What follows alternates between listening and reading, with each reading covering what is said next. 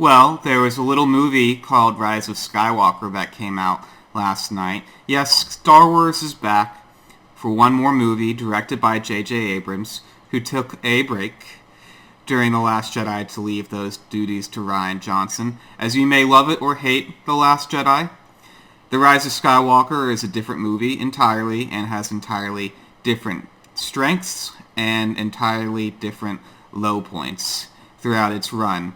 So, while this isn't going to be a full-fledged review because I don't have any clips to use, nothing that's not in any of the trailers online anyways, because the movie is in theaters, I am just going to have some general remarks about it. And the first thing I wanted to start with was what I would say that this movie has some low character stakes that I picked up on. Now, this isn't universal. When I was watching the ship tug of war, and we're going to get into some spoilers, there's no way to really stay out of them with the twists and turns that are pulled in this movie. So if you haven't seen it yet and you don't want to have things spoiled for you, this is where I would stop watching. Get it, Bombhead. Okay, let's get into it. So, Rey is a Palpatine.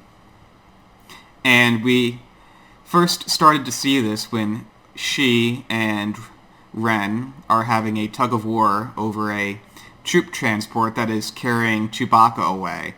And she causes it to explode when she casts a force lightning out of her fingertips. And once I saw that, I knew what was coming. She was a Palpatine.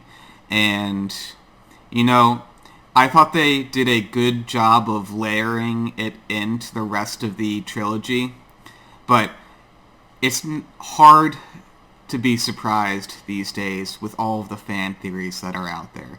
So, this scene where it was revealed that Rey is a Palpatine largely fell flat for me. But there were other good parts of the movie that made up for what I would consider to be a relatively low-stakes movie, except for C-3PO's role. C-3PO really, in my opinion, faces the most danger throughout the movie.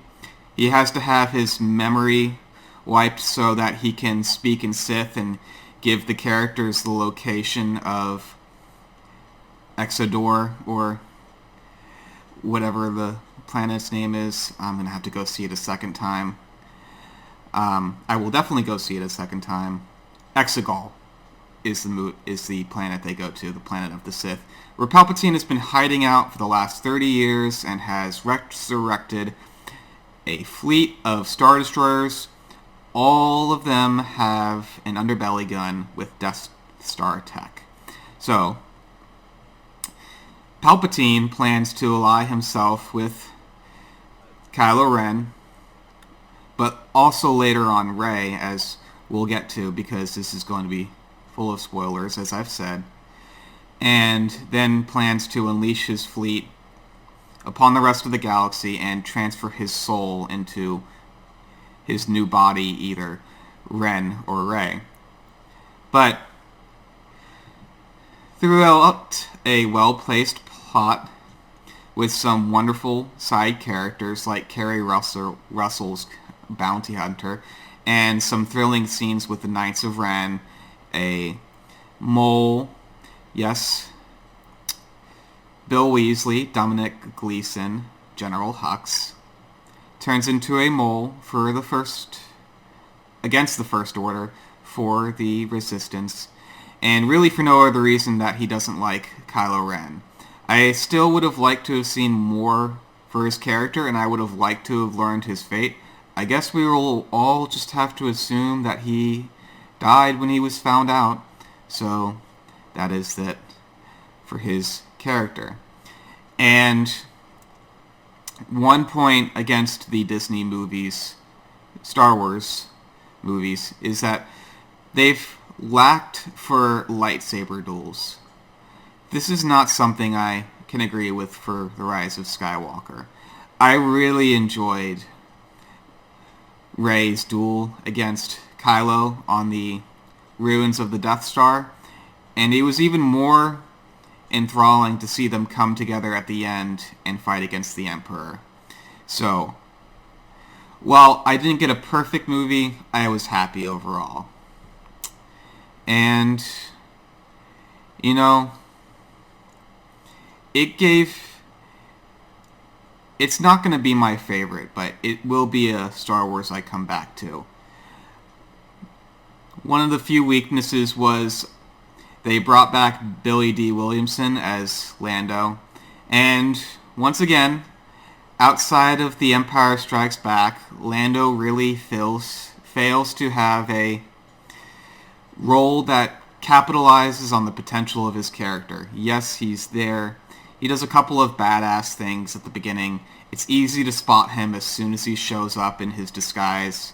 But this movie really could have had another 15 minutes devoted to his character, going throughout the core systems to recruit ships and fighters to the Resistance's final fight on Exegol against the First Order, which I thought was thrilling.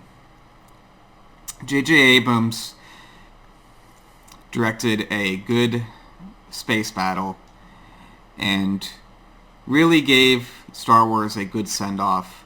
If you can just look through a plot that I thought had lower stakes than some of the other movies, and the twists were a little bit flat because we've had years of fan theories to come up with them.